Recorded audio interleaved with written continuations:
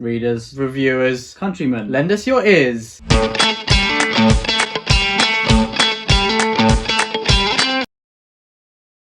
Welcome back to the channel. Today, myself, Will, my brother Ed are going to be talking about what we intend to read in October. We've got quite a few reads planned this month, don't we? We're a bit slower in September, but we're getting back on track in October. And I say, let's just get straight into it. We're going to talk about what we intend to read in October 2022. Yes, we do. And here is a book I've started already. It's James Ellroy's American Tabloid. And this is about 1958 America and the rise of JFK's presidency. And it's entailing all of these kind of gang and FBI kind of activities, and it's James Ellroy, so it's going to be multi-POV. Is he the author of LA Confidential, the LA Quartet, which is, I really want to read LA Confidential and Black Dahlia and all those books as well. But I was talking to Dan Jones fairly recently, and he recommended reading this book, so I was like, I'll definitely go check it out. And it's rare you get to say something like that, isn't it? Yeah, exactly. And what a lovely bookmark I have. Actually, one of my best friends, Katie Wootton Design, makes these wonderful bookmarks. So if you want to go get some beautiful bookmarks and anything else related to this nice tropical designs, then definitely go check out Katie Wootton Design. She has a Etsy shop, and she also has a beautiful website now, which is looking very smart and posh and very prim and proper. So go check it out. Katie's a good friend. And look at these. Look, come on. Oh, so when they've got those ends on them, you can't beat that. These ends are amazing. But I'm looking forward to reading much more James Ellroy. I know that he's a big influence on Joe Abercrombie as an author. So that's really exciting to me. And I do love a bit of crime. I like to watch crime, but I haven't really read too much crime. Very nice, Ed. Can you say crime again? Crime. Nicely done. First up, I have a Clash of Kings. Cry me a river. Cry me a river. Anyway, that's my singing done for the day, as everyone will be thankful for. A Clash of Kings by George R. R. Martin himself. This is my first time reading through A Song of Ice and Fire somehow. I absolutely adored A Game of Thrones a few months ago, and I am loving this even more. I'm just over halfway through now, and it's just fantastic. At first, I was a bit not upset, but I was thinking there's going to be more interaction between the POVs, which is, I'd say, the main strength of book one. But he doesn't need that. The moments where you do are absolutely fantastic, but I'm so engaged in every single chapter. Even the POVs who I don't really like that character as much. Just everything going on is absolutely fantastic. Very nice.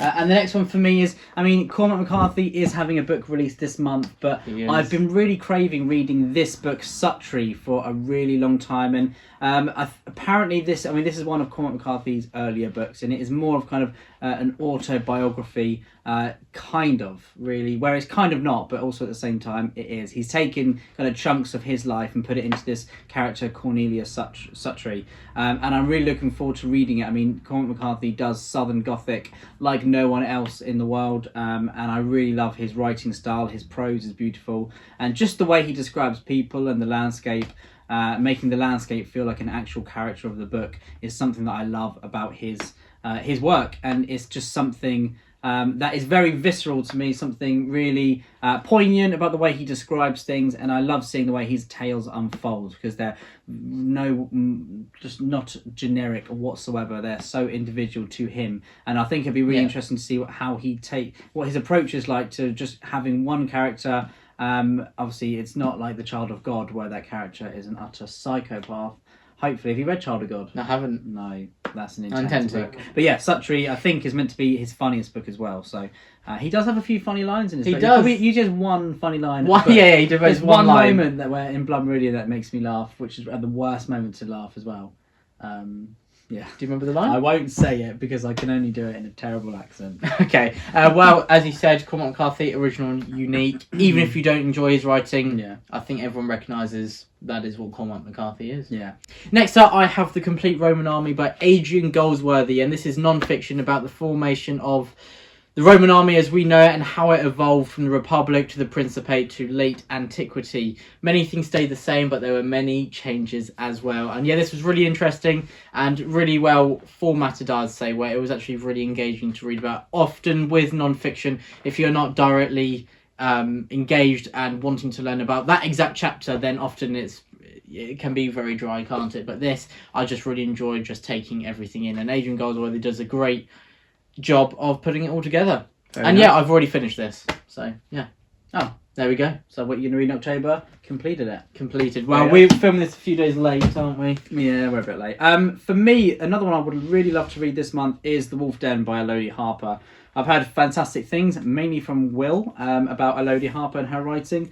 And The Wolf Den is a book that I think is taking the shelves and people's, bookshelves by storm, isn't it, really? Yeah. And I think it's got a really unique idea. Is it a bunch of working women in a brothel in the Roman age? They're slaves, I wouldn't... Right. Yeah. Slaves, okay. Yeah. And is it in Pompeii? Yes. So Mount Vesuvius is going to kick off You don't any know. second? Or is it before? Does it say? It's definitely before. But obviously, is it well, yeah. Yeah. Is it Madeline Miller kind of style of story writing? No, is it's it much more authentic? Yeah, Or- so Madeline Miller, I'd say, her prose is fantastic, especially in Circe, isn't it? But it's very lyrical in the sense of that it's very easy to be guided along the pages, isn't it? Elodie Harper is so easy to read, one of the easiest books I've read, but it's brutal as well, and it's very sharp. You know how Dan Jones's prose is a bit more blunt? Stark. It's a bit more like that, but it's still so easy to read. Cool. But it's just a different approach. Like Mark Lawrence. But it's is lyrical. it like a mythological approach, or is No. it more all It's about historical. humans? It's historical Cool. fiction. Thank you very much. But yeah, I'm really looking forward to reading this. I think Elodie Harper has book 2 out as well. Yes, she does. I've left it a little while because it's going to be a trilogy. So I thought if I leave book 2 a few more months, then I'll be reading it halfway in between the release of book 3. You know, you guys know that I finished Boudica, and my challenge is to mention Boudica in every video. And I found a way this video that Elodie Harper is actually next after this trilogy writing a book about Boudica's daughter. So, how do you like them apples? I made it. You're making many an enemy, Ed. Next up, I have Babel by R.F. Gwynne. This is Some a new people say release. Babel.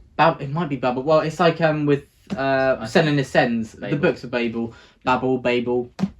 Babel. So yeah, Babel. Yeah. I'm so hungry Didn't now. you hate I need it when cheese. you sound like the Weasleys?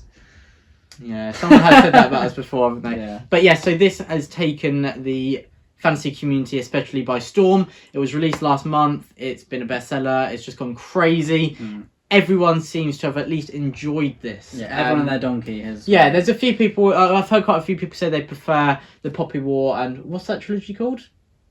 The Poppy War trilogy. Oh, is it called the Poppy War trilogy? I think so. Maybe. But I've seen quite a few people say they prefer that trilogy, but they still really enjoyed Babel. So yeah, hopefully I will be joining that. I will be one of those reading this before I've read her original trilogy, so that'd be interesting. Whilst when you read it, it'll be from the opposite direction. So that'd be interesting as well. Lots of interesting things coming up on the channel. Yeah, so that definitely. is Babel. And one book I shall be listening to is Travis Baldry's Legends and Lattes, which is meant to be a feel-good fantasy book, which there's not many out there. I think Kings of the Wild just about passes as but a there's so feel-good many fantasy sad book. things in Kings of the Wild as well, aren't Yeah, there? exactly. So that's why I say it's barely Just. scraped by because it's a sad book. But yeah, Legends and Lattes is a book. I think it's actually been picked up by Tor as well. has. And the Broken Binding are doing their own special edition, which is I do not see very a pink. single feel-good fantasy here. Yeah, I would say Blackwing. Oh, maybe these. I don't know. They don't feel They're good. still not. Mind you, they do have But, Gurgi in. yeah, I have ordered a copy of Legends and Lattes, the special edition from the Very Broken cool. Binding, So and I'm Liam will actually show it off. halfway through listening to it. That links this nicely, month. doesn't So it? yeah, it's Are you also enjoying my, it? It's also my October TBR list. We'll have to do another one.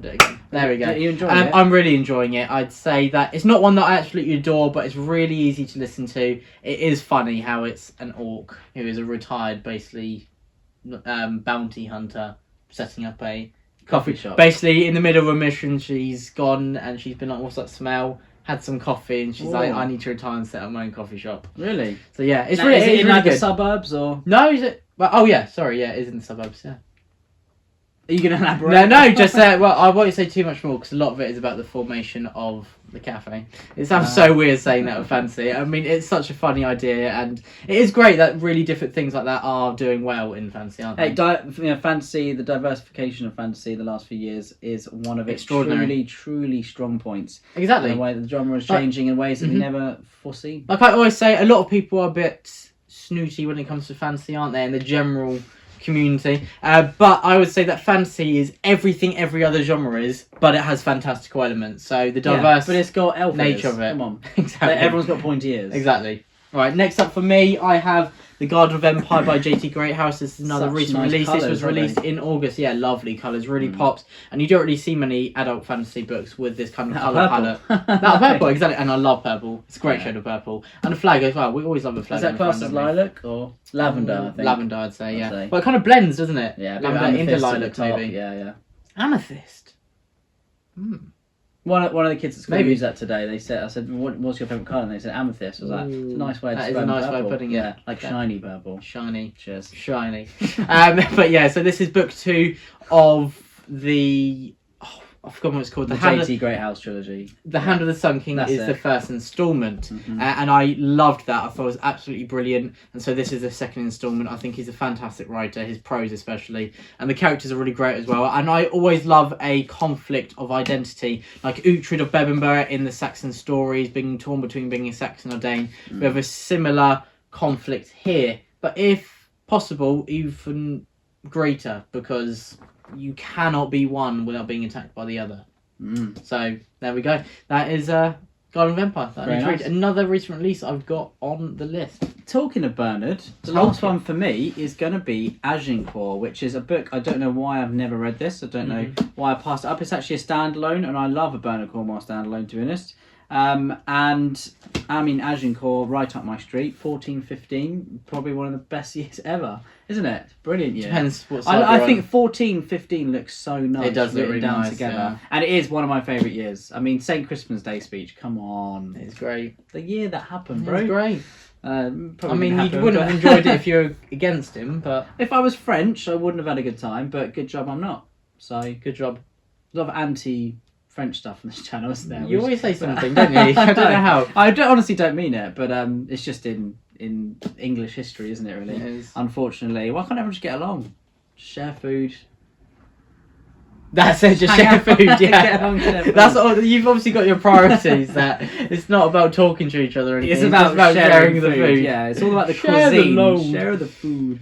So Agincourt by Bernard Cornwell. Obviously, I don't know anything about it apart from the fact that it is about the Battle of Agincourt, which hopefully this gets the battle right, which the King didn't. But I still think the King is a great film. It's a great film. I was just, why would they not include the archers in one of the most famous battles of And they history? completely butchered the battle, to be honest. But I think Still some the cool film shots. makes up for it in lots of other ways. But as a history buff, it's probably not the most gripping film. But I'm sure Agincourt will be some great action there with Bernard Cornwell. You know, I really enjoyed the first book of his Vagabond series about Thomas 1356, Houghton. is it called? 1356, yeah.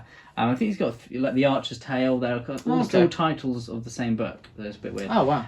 But yeah, Maybe the American. I enjoyed the first one, but the rest of that really went downhill when they left France. It got very less interesting. But I think Agincourt could hopefully bring me back to love Bernard Cornwell's medieval style.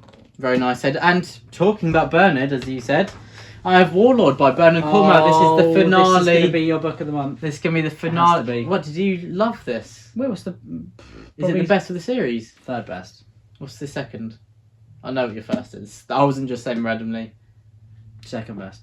Second best. No, third best might be the one where he's got the monologue at the end. Oh, that is It might so... be, Pagan Lord, is Pagan it? Lord. I think it might be that one where you meet Seadrigger. That's a great one. Brilliant. Obviously, the best one is the Pale Horseman. You love that one. Can't top that. But so this is the finale to the Saxon story. It's 13 books. This is the 13th. 12 other books have led up to this moment. Uhtred is an older man now, but he's still fighting. He's often tried to get away from the struggle of making England one under one kingdom, but somehow he always gets dragged back in. Yeah, Just like when he thinks he's Michael out. Corleone. Him and Michael Corleone have a lot in similar. But yeah, so I'm really looking forward to finishing this. I think it's going to be bittersweet. There have been very contrasting highs and lows to this series, but the lows have still been enjoyable. There's been none where it's been an absolute slog. I mean, when Uhtred dies, you're going to be devastated. Very funny. But yeah, that is Warlord, and I'm looking forward to reading that. Have you got any more books? Yes, I do. Oh, go on then. I've run out. Next up, I have A Time for Swords by Matthew Harvey, going through quite a lot of historical fiction this month, and I've already finished this. This was an Audible first instalment of a... I didn't even know you were reading this one. Did you not? What? Yeah, I really enjoyed it. Yeah, brilliant. I I did really want to mention read it to it. you. It's on Maybe- Audible. Yes, it is an Audible. What? So this is about the Norse first landing in Lindisfarne, a very famous raid in England, which many see as beginning the reign of Viking terror along the coast. You didn't know. I know, Ed. No, we're not getting into this. Yes, landing. I know. 89. I'm just saying. In wider history, it is recognised as a huge event, isn't it? As a catalyst for further conflict that would last centuries. Isn't it? Yeah, it would last centuries. And so Lindisfarne is a raid by the Norse where they went into an English monastery and burnt most of it to the ground, took everything they could, including slaves and treasures and symbols that were important to the Christian church. So that Lindisfarne does occur in here, and it is also about a kind of Magnificent Seven fit in here, because Matthew Harvey absolutely said that he absolutely adored. Who is the director of Seven Samurai? Akira Kurosawa. He absolutely adored that director as it growing up. Right. And he says it's a little homage to him in this, and he does a great job. Does he? So why has no one said it's Magnificent Seven but with swords? Exactly. Matthew Harvey, should that be on the front of your cover? Magnificent Seven. Matthew Harvey's doing it right, because he's having these kind of cowboy/samurai ideas, and putting them in the Viking Age. You cannot go wrong. You can't go wrong with that at all. No one does that. So no. There you go. The guy has ideas. I was going to say ideas. Great ideas. And last up, I have Latte by Conor Gooden. This is tied to his original duology in a ancient Greek setting, which is the Gates of Athens and Protector. And I believe the duology is called Athenian, and this carries on with some characters, but it's a while later, and it's mostly their children, I believe. But you can read this before reading anything else by Conor Gooden. It can be taken on its own. And so Lion is about much of the conflict between the Greek state, and I believe about Athens maybe becoming a greater power. I may be wrong. Pericles, Library of Alexandria. Do you know much about Pericles? I know nothing other than that he's a very... You know nothing. That is a terrible... You know nothing. That was the worst accent I've ever done. No, I'm ashamed of myself. But yeah, Pericles is a figure that I know to be very famous, but know nothing about. Was his head chopped off? That dinner party that Kit Harington does, that little skit is so funny. Well, it's not Kit Harington. It's Jon Snow. That is what we will be reading in October. I've been very ambitious, but I've already finished a few and got through a few others. So I feel like, what, I might be up for the challenge. And you've got quite a hefty pile as well, quite some thick tomes in there as well, don't you? Yeah. I'm very excited for you to particularly read Red Sister and The Wolf Den, because Red Sister's they're not two this that month. I didn't put that in this one. It's going to be in the next video. Spoiler alert. No. I'm really looking forward to you reading The Wolf Den. I love it when you pay attention to me in the videos. It's rare, isn't it? No. But yeah, there we go. That is our October TBR pile. Hopefully you enjoyed. Let us know what you intend on reading on October. Truth and Courage, the Brothers Gwynne. Truth and Courage. Stay safe, everyone, from the Brothers Gwynne.